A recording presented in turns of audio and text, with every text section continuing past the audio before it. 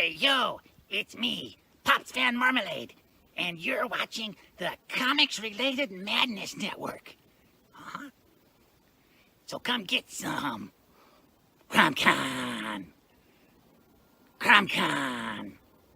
Hey, we want to shout out to our sponsors, Daytona Beach Comic Con. If you are a fan of comic books, if you're a fan of comic book conventions, and if you like meeting comic book creators and getting comics and comic-related stuff, then you need to make your plans to attend Daytona Beach Comic Con.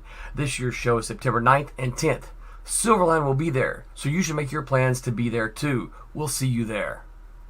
If you like comics and find yourself in the Orlando, Florida area, doesn't everyone come to Orlando at some point in time to see the House of Mouse? But when you're here, you need to make it a point to visit Coliseum of Comics, especially the one on East Colonial Drive.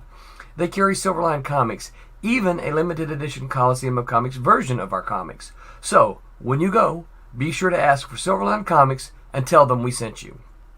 OCD stands for Orlando Collector Deviants. OCD, Steve and Trish, they're a family of geeks who promote geek things, particularly those around the Orlando, Florida area. They're big supporters of Silverline, and we think you should be supporters of theirs too. Go give them some love. If you are an independent comic book maker and you need to get your independent comics made, you need to look no further than Kablam! Kablam Digital Printing. They print our books, and they do a bang-up job. They're not only trusted by Silverline, but many, many independent comic book makers. Head on over to kablam.com and see for yourself just how easy it is to have your comic printed by them. And tell them Silverline sent you. Hi, this is Tim TK, host of That Silverline Show on Tuesday. Join us at 11 p.m. Eastern, 8 p.m. Pacific every Tuesday night as we discuss pop culture and the joys of making comics. Hi, I'm Barb Kilber, co-host of Silverline's Wednesday Wham. Join us each Wednesday night as we discuss comics, literature, movies, and anything else that may catch our attention. I'm Roland Mann, and I host Silverline's Silver Sunday. Join me every Sunday at 8 p.m. Eastern as we make mine Silverline.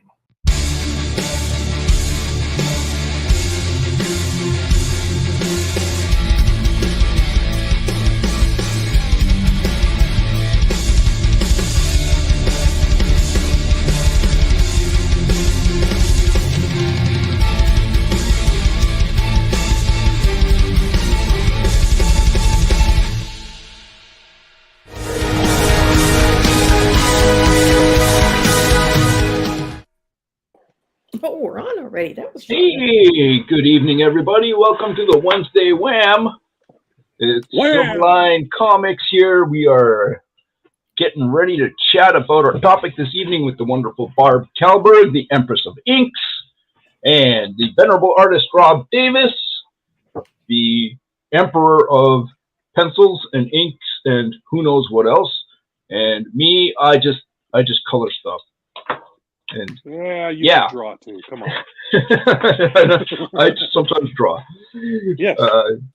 So, anyways, tonight we're going to talk about kids comics and where are they today? What's available?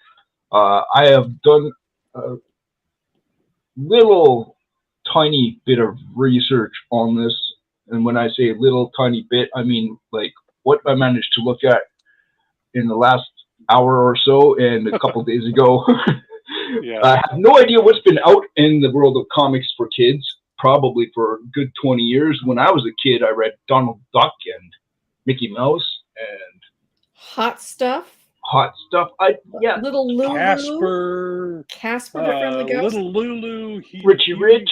Huey, Yeah, Dewey, Richie and Louie. Rich, yes. So Rich. what was weird? Those were so wholesome. Archie. Archie. Yeah. Even the wholesome kids comics these days are not as not that. That was back, man. Those comics were. So now, interestingly enough, I read some Richie Rich, and I read some of the other stuff that was associated to that, but the Harvey books never really kind of caught on in my house.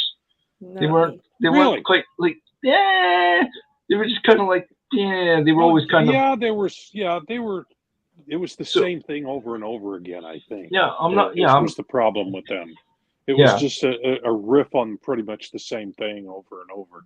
And the cartoons were that way too. So. Right. Now Archie was big. Read Archie all the time. Archie was like the go-to safe comic. In the more recent years, they've gone a little bit dark. Which is like the death of Archie. Which is kind of like which kind of makes me tilt my head and kind of go, what? That's where comics are headed. It seems at least the ones on the new that are in comic shops. The mainstream stuff. But there's a few things out there for kids. I'm sure you found. DC's trying a new. I read across this announcement of a character from DC called. The book is called Primer or Primer. Primer, yeah. I think it's Primer because it's color based. Yes. It's a new superheroine, a little like 11, 12-year-old girl whose powers are based in colors. I'm not exactly. I've ordered it, so I haven't actually seen it yet. But it looks really interesting, and I read some good reviews from people who have seen it. So, it seems like it's an all-age book or one that kids could read. For our audience out there, Martin has 2 boys, correct? 3. I have 3 boys. Yeah. 3. Oh my God. 3. Yeah. Twins that are about to be 8, and a little one who's 5. So this is a subject near and dear to you. You would like to introduce your kids to comics at a decent age early, because and 8 is a good time. 7, 8 years old is because that's when I started reading comics. It was about 7 or 8 years old, and I got hooked at 8 years old. So and I haven't come unhooked. So. Yeah. And you have grandkids, Rob? I do. I have a granddaughter who is turning 2 just next week, and a grandson who's turning 3 months old. Oh my goodness! In the next week or so, yeah. A little young yet. I have 2 grandkids, a 3-year-old girl and a 5-year-old boy. And the 5-year-old boy has already gone through the Ninja Turtle phase. Oh, really? And he read Ninja Turtle comics, but he's now into Sonic the Hedgehog. Right. Yes. Yeah. That's still out there and available. Yes, they are still out there in comic form. So now that said, my guys have read the background. You have to put it right in front of you. Yeah. Yeah. Okay, that's Wolf Hunter. If you guys don't know, which I colored. I let my boys read that because I colored it and it wasn't too bad. And I believe in letting kids know some stuff about reality. But Wolf Hunter is based in a real thing. This is Teen Beetle, which also Silverline makes, and the boys have read that as well. So that's suitable for the. Would you say that's okay for 8, 9, 10-year-olds as well, or? I would say 7 to 9 would probably be Okay. Now the first issue had a little bit of a rough opening, which is kind of like but I mean I don't think it was too bad. So the artist on that, Del Barris, he's done other kids stuff. Yeah. So I recognize the name, Del. So he's in that ballpark. So in the Teen Beetle stuff, I think it's aimed at probably 10 and under. So it fits the bill. So here we got Primer by DC. It has a kind of a little bit. It looks like it's leaning into the cartoonish look and feel. It looks like it's maybe got some anime influence. And it's based on primary colors. The chapters are like primary colors, no paint, no gain, red, white, and bruised. True colors. Bruised. That's funny. Yeah, I've ordered the first issue. I mean, I can't wait. I'm looking forward to still looking through it and having it around for when the kids do get old enough. So. Yeah, so this is what it looks like. It's very looks bright, fun, doesn't it? Bright and poppy and cartoony. It looks like a lot of fun. Lots of bright pastels. Some nice. So this looks like I love a the pink hair, and blue hair. I love it. So that's a very, very cool, very interesting looking book. That could be something of interest. I'm going to have to maybe delve into that. Yeah. So this is very different from kids comics back in my day. Yes. Like, so the colors and the drawing style and everything is completely very cartoon influenced. Well, and old comics were too. I mean, we're talking about but in a different way, yeah. Yeah, the Casper stuff. It was a different sensibility in the right. In the cartoons back then. More kind of the Looney Tunes, I guess you would say. Mm-hmm. Yeah, the early comics or cartoon stuff. Yeah. So this looks like a very interesting possible read. Now, another book that you sent over there, Rob, last week after we went off the air was this book here. Yes. About Princess Diana, which is from DC here. As a little girl, yeah. A hero's awesome. Yeah, the art in this looks absolutely phenomenal. Yes. Yeah. So yeah, I bought it for my daughter, who's just recently she turns 30, but she's still my little girl, and I thought she'd get a kick out of this. She's also an English teacher. So I thought it also might be something for her to have available, depending on who she has in her class. This might be something she could have some of the people who are having a little difficulty getting caught up in reading. Maybe this would be something up their alley as well, something they could glom onto.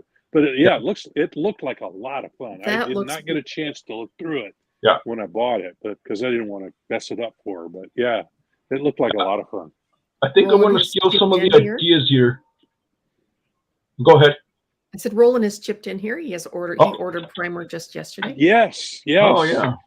Join the crowd. Yeah, it looks like because I think he saw some of the same reviews of it that I did, and he said everything I've heard says it's top notch. So well written, well drawn, but yet it's not grim and gritty. It's a new kids look at superheroes, which we need more of if we're gonna keep this industry alive. That's exactly what we need to do.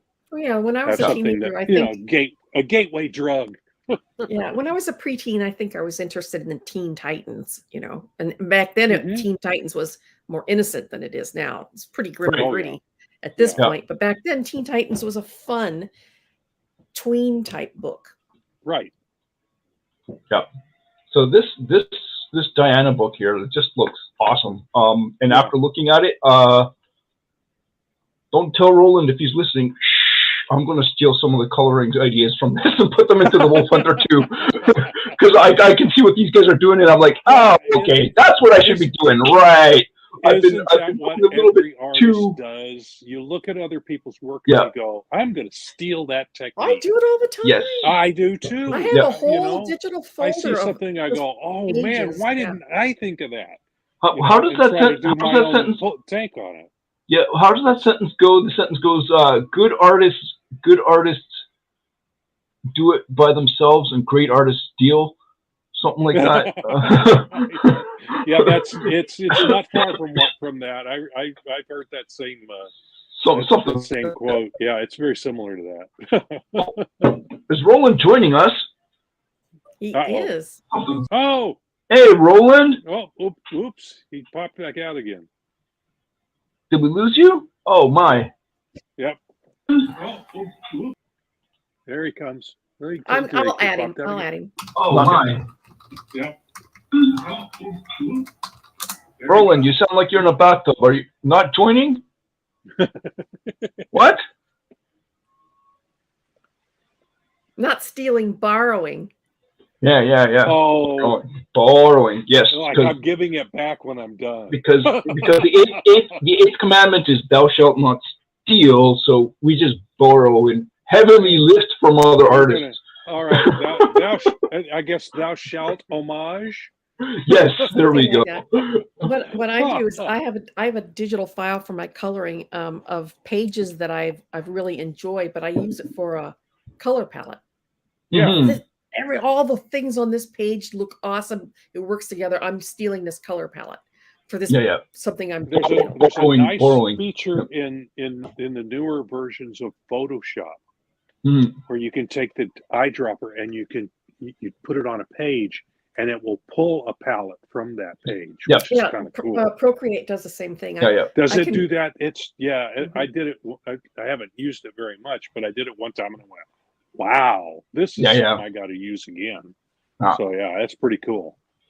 Yeah, and you can save it. You can even save it as a palette. I can take a photo or a JPEG and just drag and drop it into my palette on Procreate, and it will populate an entire palette of the colors it finds in that page. That's usually what I have mine for. Can you limit the number of colors it comes up with? I think you can in Photoshop. It only comes because in I've read it. I've read some people have used it to create a paint by numbers image of something, so that you could actually break it down to so many colors, and then you can then break down that image and then use it to create a paint by numbers thing for them. I think we went off the rails there for a second. So. Palettes and Procreate like 18 colors. Well, so in this kind of watercolorish vein, I came across this book I've never heard of before. I have no idea what this is. Enola Holmes.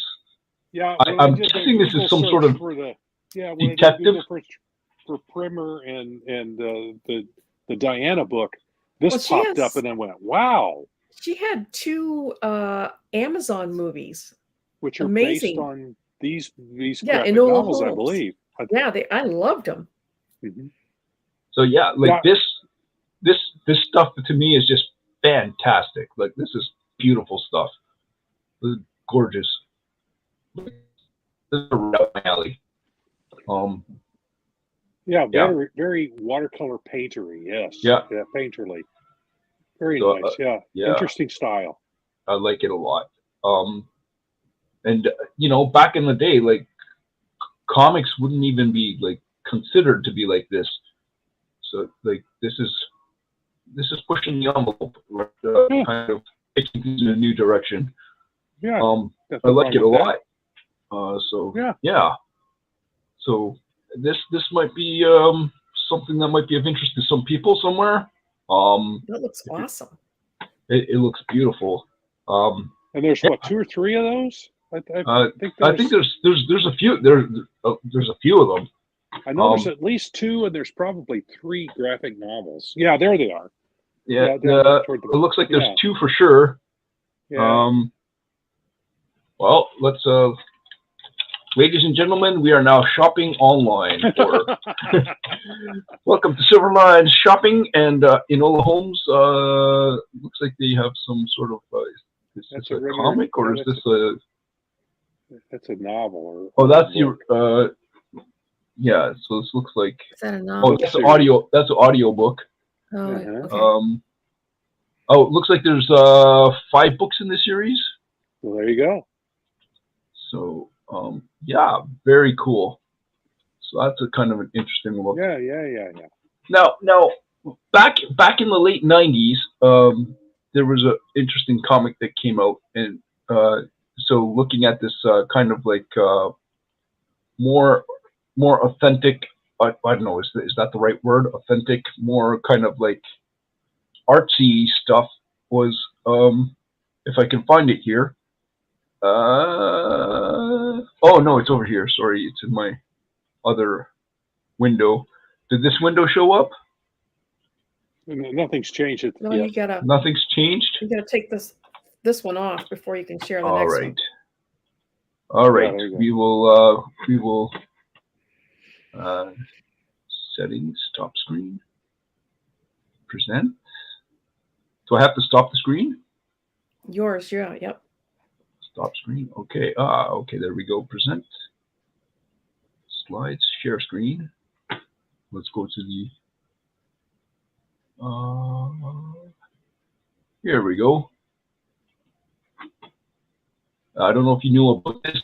Bear and the Kid. Mike Coepp. Yes. So this was fantastic because he did it with grease pencil. Yeah. And you could see like the underline. The forming, the form lines. Yeah, underneath. Yeah, I always thought that was great too. Yeah, so this was a very neat looking book. I had a couple of issues of this. And I believe he was an animator. And you can see the animation Influence. undertones. Yeah. And so this was a lot of fun.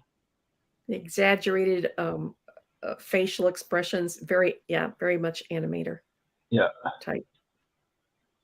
So caricaturish, cartoonish, yes. And then there was these kids in the elementary school with him, like adults. They're still in elementary school, and she's like 15. I think that one got held back a year or two. A couple, yeah. So, what's this one called? Hero Bear and the Kid. Yeah. This one was a lot of fun. Awesome. Yeah. That's a great book. Yeah, I remember. So I never bought any copies that I wish I had now. Yeah, so if he punches the bear in the nose, the bear then turns into a superhero and comes out and boom. So this was wow. Yeah, so this is then they did spot color with the red. So I do apologize. Apparently my phone is ringing. I don't know if oh, no, don't need to worry about that. I don't know why my phone company is calling me at 8 o'clock at night, but hey. So this was a great book. And if anyone ever wants to find a good kids comic for your children, this one is fantastic, but you might have to go digging for this one. I'm glad you brought that one up. I had forgotten all about that book. What a great looking book that was. Yeah. It looked like so much fun. This reminds me of Bone. Yes. Yes. Very reminiscent of Bone. Yeah, it's kind of the same. Bone. Bailiwick, yeah. Where? Oh, yes. So I'm going to have to flip my screen again. Roland says they're checking on your auto insurance. The phone company checking on my Mike S. Miller. He's probably right. No, it was Mike Kunkel. Kunkel, that's right. Yes. Yeah, it was Kunkel. Speaking of Bone, that would also be a really great book for. It's really an all ages book. Kids love it, but it's got grown up undertones that only grown ups will pick stuff up on. Yeah, it's kind of like the old Scrooge McDuck books, and those were they were for kids, but there was always something in there that adults could enjoy as well. I love Bone. I have all of the Bone graphic novels. I love Bone. Yeah, well, hang on. So you guys got ahead of me there. We just ended up. I actually have that pulled up, and so I'm just trying to get back there here. Share screen. Select the window. And where are we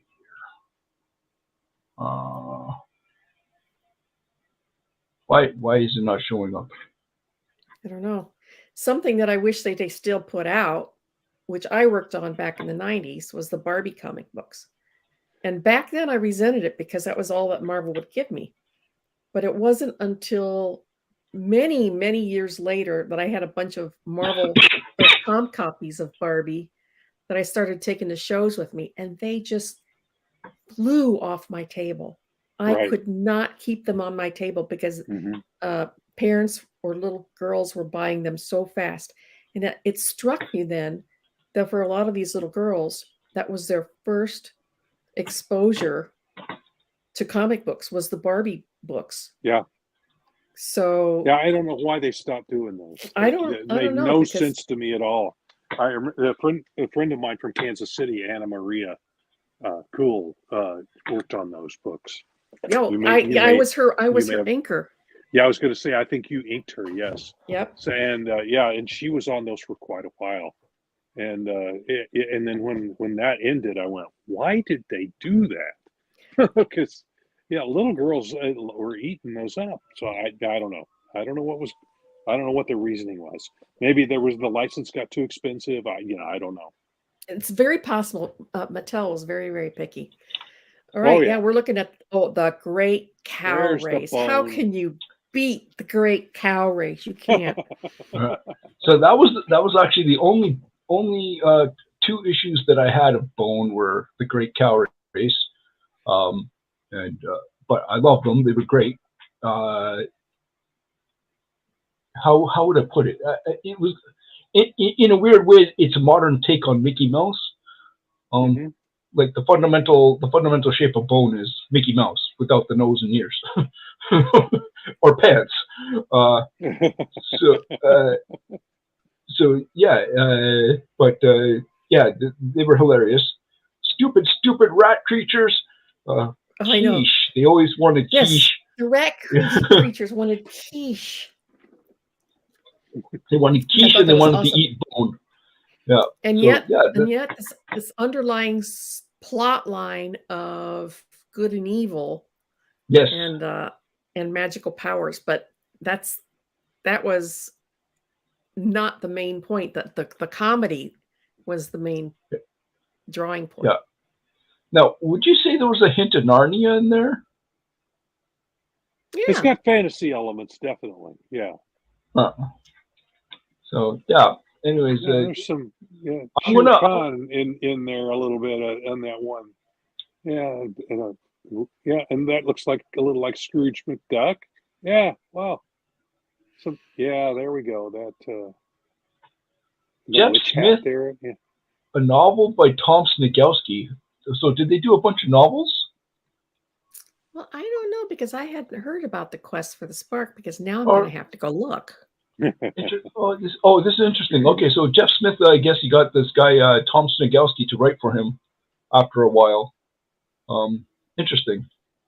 So I'm gonna have to go and look up all these Bone stories now, because I had a couple of issues, but I never got beyond that, and it has gone way further than I ever expected. So yeah. Is he still doing anything? I haven't seen him in previews for a while, so I don't know. I have no idea doing anything anymore or not. Well, if he's been doing stuff, it would probably be for like Scholastic or for the major publishers. I don't know if he's doing stuff for. Yeah. So, yeah. So this leads me to Missile Mouse. I don't know if you guys know about this or not. Jake Parker. That is new to me. I'd never heard of this one. So this came out quite some time ago. I am not sure how long ago. I just remember I was on a art board, and he started showing up on that art board, and this is what came of it. And I've been kind of on and off following him ever since, and he's been an intriguing guy. So he's done a bunch of Missile Mouse books. So these could be an interesting read for kids. Very creative and interesting ideas floating around. And action. Really good action in it. Yeah. It's kind of a take on Mighty Mouse. Yeah. In the same wheelhouse. Mighty Mouse for the 2000s. The aughts. So yeah. And then he also did a little comic called Skull Chaser, which is a interesting character here. I'm not sure what age bracket this falls into, but this was that reminds me of Aaron Humphrey's work. The same kind of some of the same sensibilities. No. Yeah, you're right. So now let's see. Oh, so now here's some classics. Good old Tintin. My boys love Tintin. They've been reading all the Tintin books. Cool. Really? Oh yeah. Very good. Yeah. They love Tintin. They think he's great. Then I showed them that there's cartoons of Tintin, and then they went over the moon. So, and they really want to see the shooting star, but I don't want them to see the shooting star until they've actually read the book, because I want them to get the jump scare when the spider shows up. So they absolutely love Tintin. Of course, there's always Asterix and Obelix as well. I don't think I have them pulled up here. But yeah. Oh, there's Asterix and Obelix. Look at that. And these are fantastic books as well. I read all these growing up. My parents. That's what Bone reminded me of. Was this book? Yeah. Asterix and Obelix. Bone was inspired by this. Yeah. And these are books that are timeless. Yeah. Oh, Because- wow! Look at that. I have not read any of these bottom. So you're discovering books you had not seen before. Yeah. I've read The Falling Sky. I know that's a newer one, but I have not read Asterix and Obelix Birthday, Picts, The Missing Scroll. Maybe I've read The Missing Scroll. No, I have not. The Chariot Race, The Chieftain's Daughter, and The Griffin, and The White Iris. I don't think I've read any of those books. Oh, The White Iris is like 2023, so that's brand new. So how would you categorize these? What would you say about? Because I haven't read them.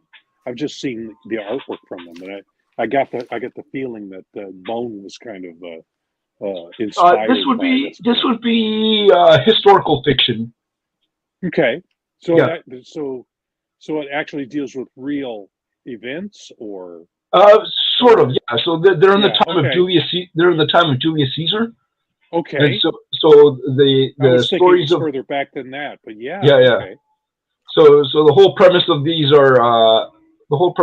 is it's set in the Roman Empire. Last Gaulish village holdout. They live up in the corner up here in France, and the Romans keep trying to take them over, and they have a magic potion, and they happen to thump the legionnaires all the time. So then Asterix and Obelix are often they start in their village and they end in their village, but they are usually taken onto a big giant adventure. Sometimes the adventure revolves around around the village, and other times the adventure takes them all over the place. So then they're traveling the world. They go to Spain, they go to Switzerland, they go to Britain, they go Egypt. No, I can just see pitching this to a publisher nowadays. I'm going to do a children's book about the Roman occupation of. Yeah. So they throw in a lot of little political commentary. If you know your history, older people will get some of the visual jokes because some of the characters are based on people, or TV personalities, but they will be European because this is based out of Europe, right? So a lot of their jokes are very much Eurocentric, but these are all great books. And looking at this, some of these books had very different feelings. I'm not sure if it's just because like the artists were growing over time, and like so Asterix and Cleopatra is a very different type of feeling book. And then another one that's a little bit different is Asterix and the Cauldron.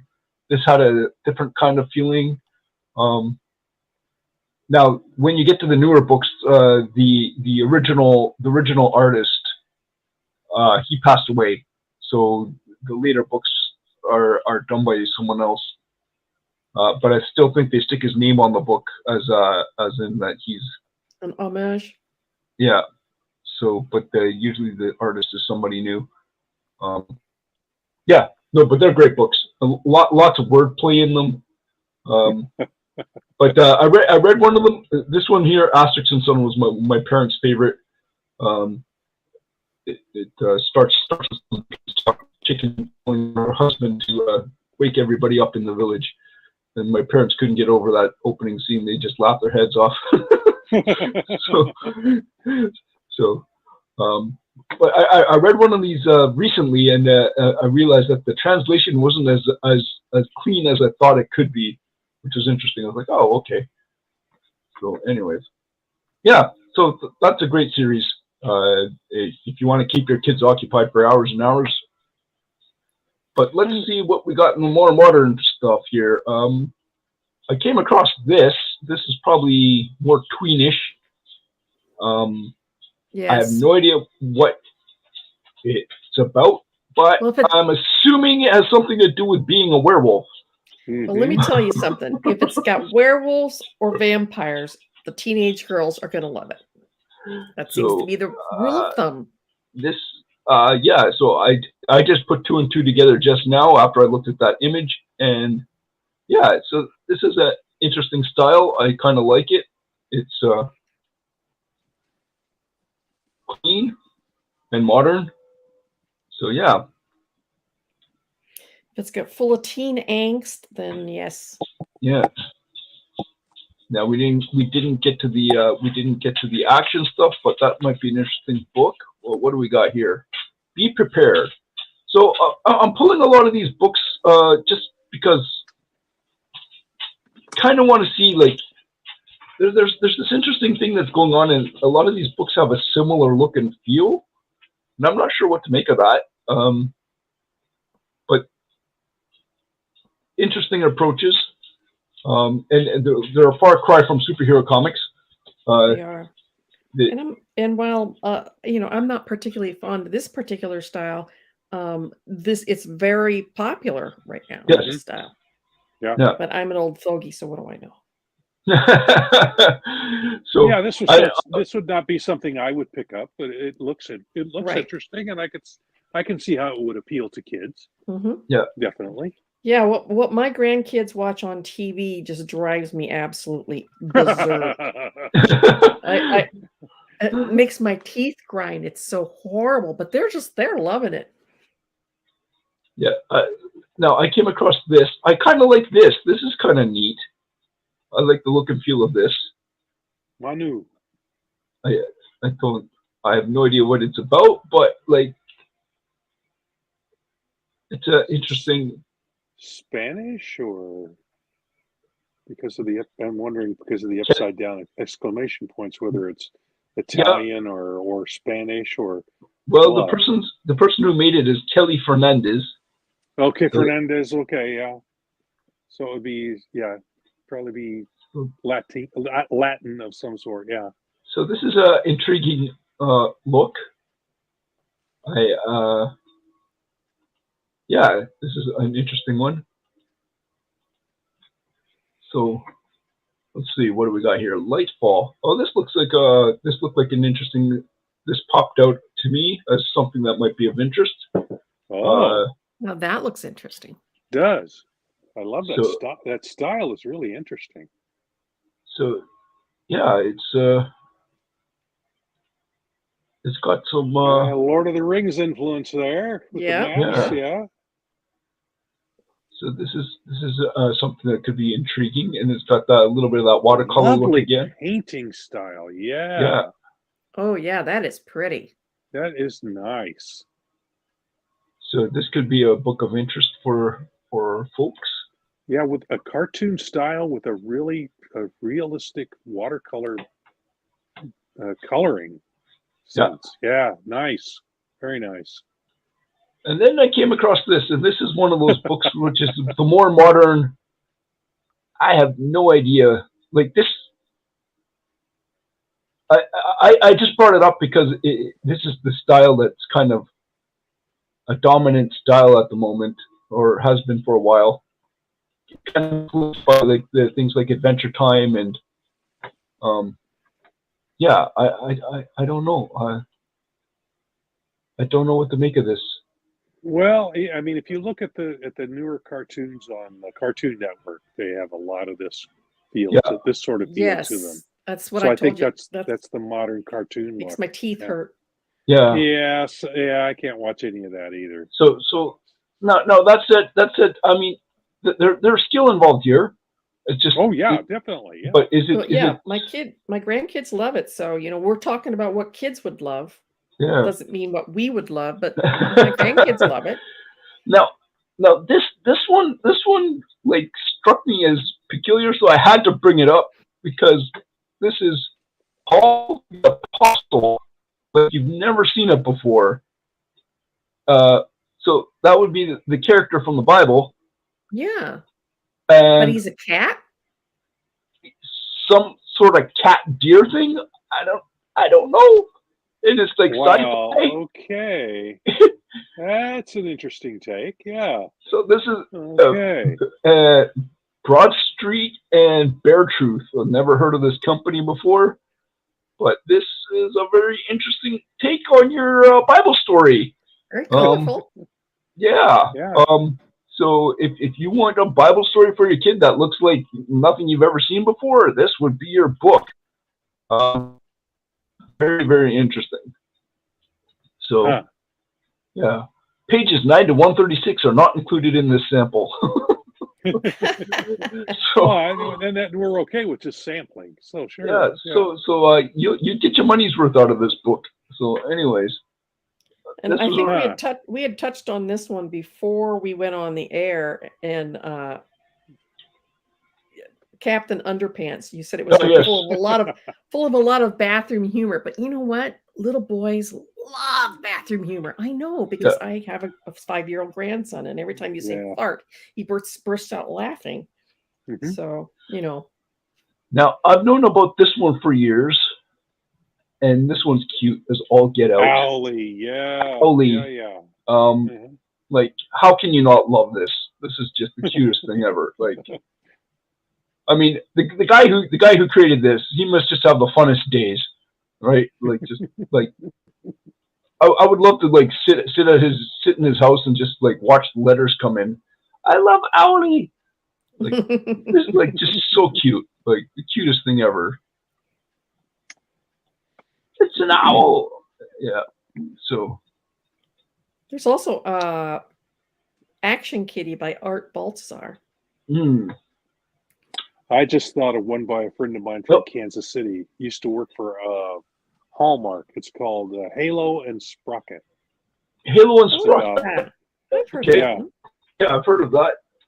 Okay. Yeah, you probably you probably find that on Amazon if you're still where you can pull stuff up on there. But yeah, I know my Action Kitty, but I can't find some of my daughter's friends really enjoyed those books. They were a lot of fun. I had an Action Kitty Tommy Soares stuffy, but I think my granddaughter ran off with it. So now Doug Tenapple, I'm bringing him up because he has some very interesting books. This is the creator of Earthworm Jim. So if you're an Earthworm Jim fan, you might want to go and look up his graphic novels that he's come up with. He doesn't seem to have any pictures here on his website. He has something called Bigfoot Bill Newts, which looks kind of interesting. He tends to push the envelope, and but he's a storyteller, and he hammers his stuff out. He did this very interesting graphic novel called Cardboard, which cardboard comes to life and starts making a giant city in this kid's basement. They have to figure out how to destroy it because the cardboard is actually an alien technology that comes from somewhere else and that replicates itself. Here it is, Cardboard. So this is a very, very fascinating book. And the cardboard builds itself into this monster and wants to take over this kid. This guy dropped acid, didn't he? I don't know. As far as I know, he's a good Catholic. So,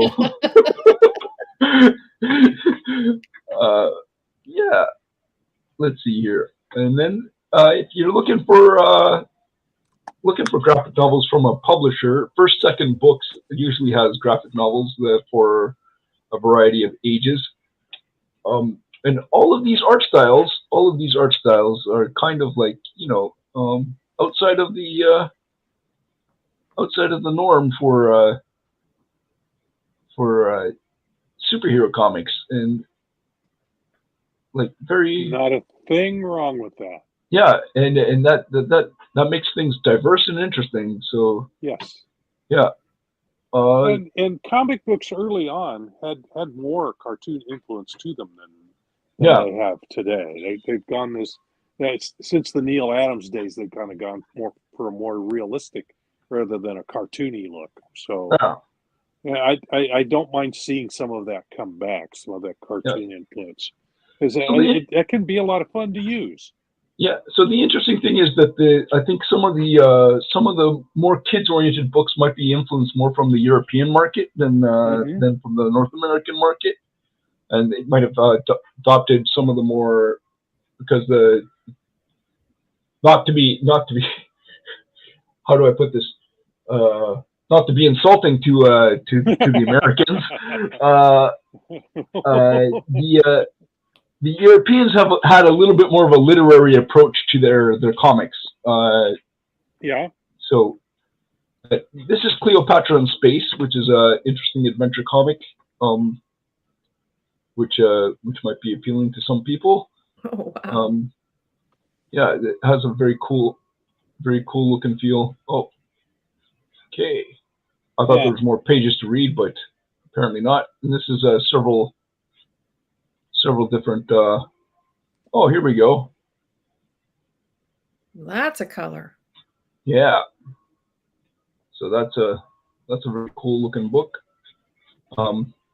Yeah.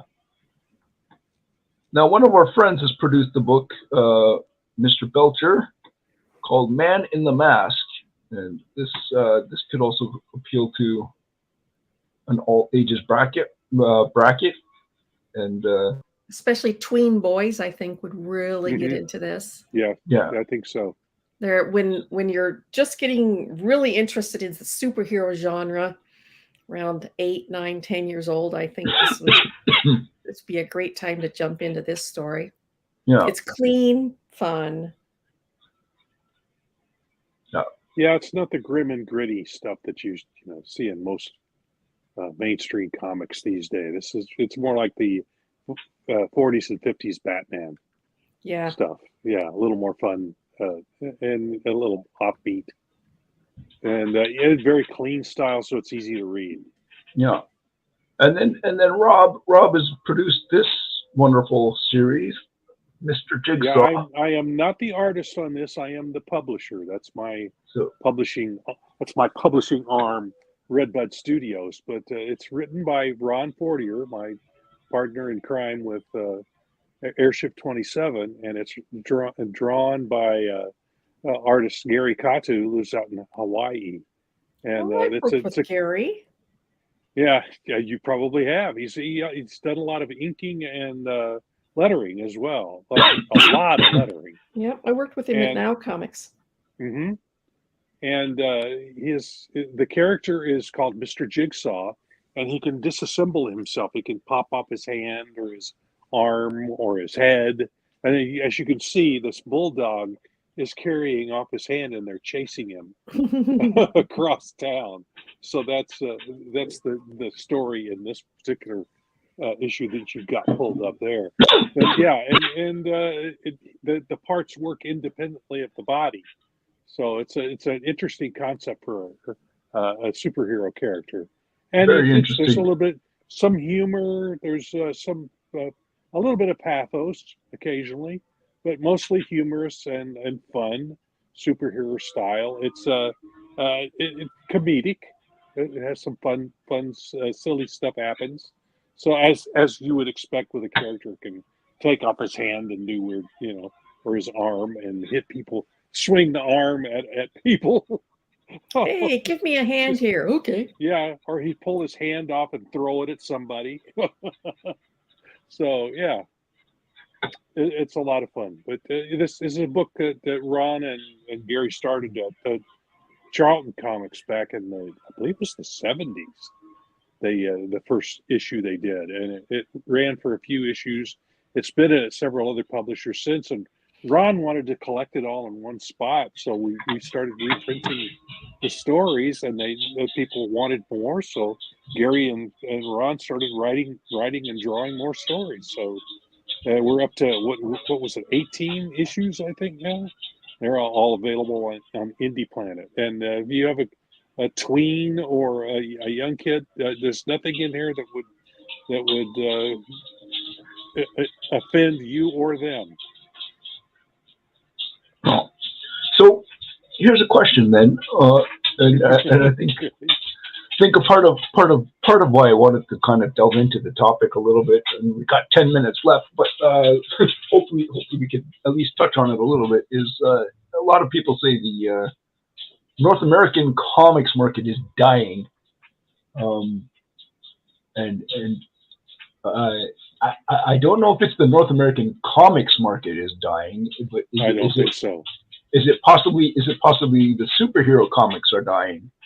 I think the mainstream superhero comics have reached the end of they're reaching the end of their lifespan. Right. And if you see what's available on Kickstarter or out in indie land, there is such a huge variety of stuff. It's endless. Right. And some creators are garnering Kickstarter money that's crazy. Crazy amounts of money because of people are looking for things. So it's I don't think comics are dying. I think the what's called mainstream comics now is reaching the end of its lifespan and it's petering out. And I don't think the big companies know how to fix that. Right. So this is stuck in superheroes. Well, right. Okay. So, but this is kind of where I was going to kind of drive at, and it's did they forget about the children? Is what maybe there's no is what feeder. happened. There are no feeder comics for So in the 80s they did a huge transition into. Well, maybe it might have even started as late as the 70s, but they transitioned into more of the darker, grimmer, and kind of like darker, grimmer, and more adult kind of themes and directions. And they kind of left the innocence behind. And when they did that, they started losing the kids. How am I going to hand? I'm going to hand a Superman book where he's ripping someone's heart out to a kid, right? This is Superman. Come on, I think part of what happened is that you used to be able to find comic books on a spinner rack in your drugstore, in your supermarket, and in 7-Eleven and in convenience stores. And that stopped happening. They stopped being distributed well in that market. That market started to die, and to keep comics alive, they started what's called the direct market. And I think that started to focus on a certain aspect of the comic book reader public, and it started, and I call it a snake eating its tail.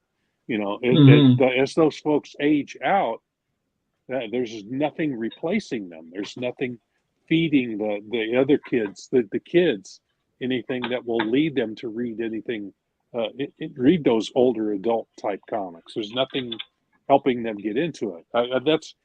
That's why manga sells, I think, is because I think so. Yeah, manga, Teenage Mutant Ninja Turtles, and there's a lot of that. Bear, whatever. Yep. I can never say. Yeah. So, Bear. One second. Let me just. I'll bring that up. Yeah. So. Oh, there we go. Oh. We're gonna highlight that cover right now. So let's do that. All right. I just did that this week. Yeah. Hold that up again. Hang on. Let's see. Yeah. There we go. Nice. Yeah. Sweet. So now, interestingly enough, it looks like Batman. It looks like Batman fighting it's an action figure. Yeah, it's not Batman, but it's based on Batman.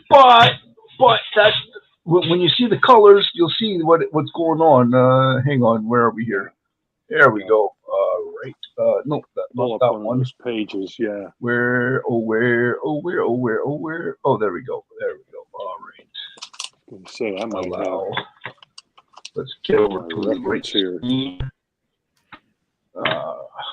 Okay. There we go. Oh, let's delete that. Okay. Yeah. All right. So here we go. All right. Oh, so you're going to get this. Have you seen the cover treatment yet with the actual text there, Rob? No. No. All right. With the logo on it. Yeah, I have Share seen screen. that. I saw him put the logo over it. Yeah. Okay. I think he uploaded that to our Wednesday Wham Messenger chat. Right. There we go. Yeah. There we I've go. seen that. Oh, Yeah, I thought I saw it as red. They put blue on there. Okay, cool. Huh. So then, let's see here. But if you see the Batman's That's actually the coloring. Yep. he's a Teenage Mutant Ninja Turtle combined with. Oh my God. Yeah, there's a Green Lantern arm and a Hulk arm, and yeah, it's funny. So Yeah, so it's so like- so somebody took his toys apart and then hacked it back together. Yeah, exactly. Oh, and I guess he's got a cape. So is that Superman? So this is hilarious. So yeah, so folks, this is BEAH number 2, which is coming out from Silverline soon. Keep your eyes peeled for this. This is a great book, an absolutely fantastic book. I can't say enough good things about it. And I'm not just saying that because it's a Silverline book. And Roland, I keep making him blush when I rant and rave about this book, but Roland says it most likely will be read, the BEAH. Okay. Yeah, because I think I drew some evergreen trees in the background. There'll probably be a blue sky, so red would probably stand out best against that. Yeah. So BEAH happens to be an allegory, and it's a fantastic one. So maybe I hope I didn't give too much away, but I picked up on the allegory by the first issue. Yeah. I knew where it was going. Yeah. And by the way, that's exactly how my granddaughter would pronounce that because she can't say her R's. Yeah. Yeah. That's how she would say it too. Yeah. It'll pop. Yes, it will. Yes, it will, Roland. Yeah. So this is just not. What did I just do? Hopefully, some really fun colors can be used on those characters I drew, so that it works. Yeah. So here he is getting blown away. The art is great. It's just so simple and clean, very and crisp. clean. Yep, exactly. So it's this is a great book. So so if anyone is looking for I keep jumping out of my program here. I apologize. So if you're looking for a great book for your kids, this is one of them. And comes straight from Silverline. Roland, do we have any notion of when this might be going to print and showing up in our previews so people can order it? Maybe not. Well, this is the second issue, and as you can see, it doesn't have the word balloons in it yet. Yep. Yeah. So this year. So it'll be later this year, I imagine. As the way things are done at Silverline is we try to get we do 3 or 4 issues, and then we can and collect it. It'll be in the February Kickstarter.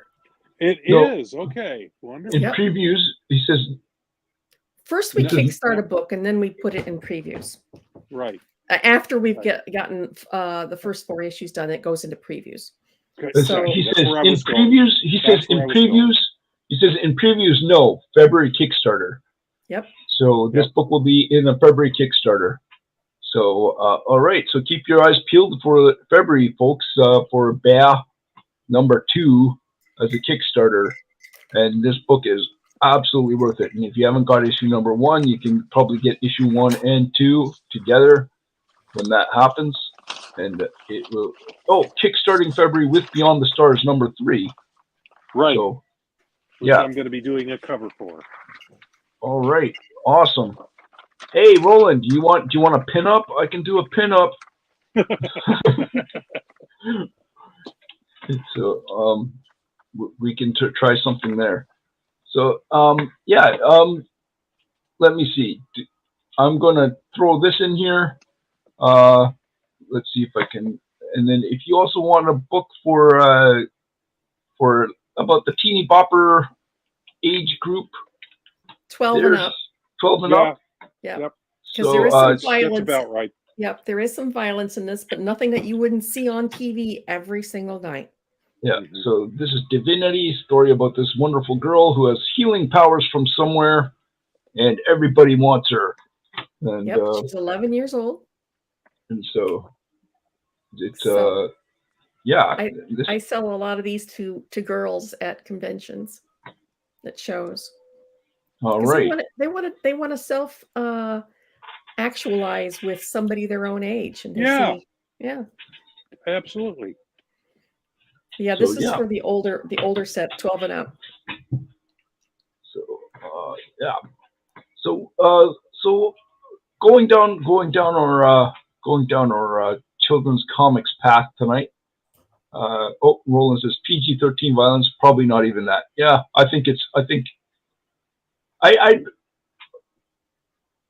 I might be willing to give it to my boys when they turn 8 or 9. I think. Yeah, some kids at that age could handle it. Yeah. I made a point to keep it to primetime TV levels, and there isn't any sex, but there is some violence. So, and if there's any TV executives out there, this will be a great show. It would be a great. It reads like a TV. Yeah. It reads like a TV show. So episodic TV show. Yeah. All you guys need to do. All you need to do is follow the storyboard that's already in front of you called the comic. Page by page. You don't have to do anything else. The work is done for you. Just copy the comic. It's just simple. You're bringing up a subject near and dear to my heart. Why, if you've got it already there, why are you changing it? Why are you wanting to pee in the lake, as I say? Because every director has to have their vision. He's got to have part of himself in it. So just leave it alone. Copy the comic almost exactly, and you'll be fine. You might need to do some changes for the change from the comics medium to the TV medium. There'll be some changes, but don't mess with the story. Yeah. The story is the important thing. So don't mess with that. Yeah. So so going down this path, it's very interesting to see that there is a wide variety of comics available for age groups. You've got everything from Owly to Divinity to BEAH to Asterix and Obelix, Tintin, and there's some new stuff. Primer and new stuff, Primer, and the Diana book that we talked about earlier. So that's all stuff that. So kids comics aren't dead. They're just not as easy to find as they were when we were kids. When you could go to the drugstore and spin the rack and find a comic book for any age, right? Yeah, they're in a different place now. They're in the bookstore or in the library. Mm-hmm. Yeah. So. A lot of them in the library, and in a different format for that stuff. Yeah, it's a good place to go look for that stuff. Absolutely. So so now speaking of which, I have my boys. I've actually created an entire world for my boys that they're actually supposed to be starring in. They are superheroes of their own. And the interesting thing is that the story started off as kind of like I do apologize for this, Roland, and I hope I'm not stepping on people's toes. It started off as kind of like an offshoot of Teen Beetle, and I saw Teen Beetle. I was like, oh, okay, this is interesting, and I like the character, and I just thought, like, what would happen if I kind of modernized his costume and did a couple of tweaks? And it just kind of went from there. I ended up with like 5 other Beetle characters. So then the book became Team Beetle. And then I threw in my boys as the Teen Beatles forward scouts, and so they were his scouting party that goes ahead of him to go and find the stuff that he needs to do, and then the underlying theme of the story would be that and I kind of wanted it to be kind of like Archie in the sense that you could always jump into the story at any given point in time, and you kind of always know what's going on, and there's always the recurring themes that are always there. And the recurring theme would be that they're always looking for their mother because their mother ran off on some adventure because she happens to be she's not a bad guy, but she's kind of like goes and steals stuff from bad guys. Well, I don't know what that type of character is, but she happened to go, and then she never came back. And so now the boys are always looking for her, and then she's looking for them, and then they cross they will cross paths and stuff, and then So I have a whole thing that it hasn't worked out, folks. Yeah. Wow. Oh yeah, I have the whole thing that's a Robin figured out. Hood type character. Is their mother's Yeah, a yeah. Robin Hood type character? Yeah. Yeah, something like that. Yeah. Mhm. So I ended up with I have no idea, 52 characters. Oh man. So yeah, all based off of a beetle. So basically all the characters ended up being some form of animal, and it just keeps going from there. So the plan is I'm supposed to make that comic for my boys because I want them to be able to read something that I can give to them without having to be worried about, stuff that's like, I don't know what this is, And I think there's a place for kids comics. I when I was a kid, comics just grabbed me, and they were like, the thing. And I would just pour over them for hours and hours and hours. Everything from Donald Duck to Mickey Mouse to you name it.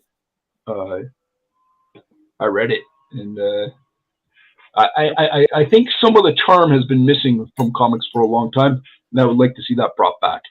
And I think BEAH's in that ballpark, in that wheelhouse. So, yeah. Sounds good. Yeah. Sorry for my rant. I hope I didn't go off too far off the beaten path there, but sounds good to me. And that sounds like a wrap for tonight. Yeah. Thanks for your input, Barb and Rob, and please look forward to more stuff coming out from Silverline, folks. We got everything from Cat and Mouse to Wolf Hunter 2 to BEAH 2 to, of course, Kalis, the Ultimate Dad comic. Beyond Cray, the Stars, which starts as a Kickstarter next month. Yeah. Yep. So, and start going to your local comic shops if you want the books from there, and say, can you please bring in the Silverline books? Trumps has been getting good reviews online. This is a great story. Wonderful art. One of my favorites. If you like card games and you like sci-fi, this is your book. It is a fantastic tale. So yeah. All right, ladies and gentlemen, or lady and gent. As we like to say at the end of every stream. Yepper. Make mine Silverline. Hi, my name is Paul Kupperberg. Make mine Silverline.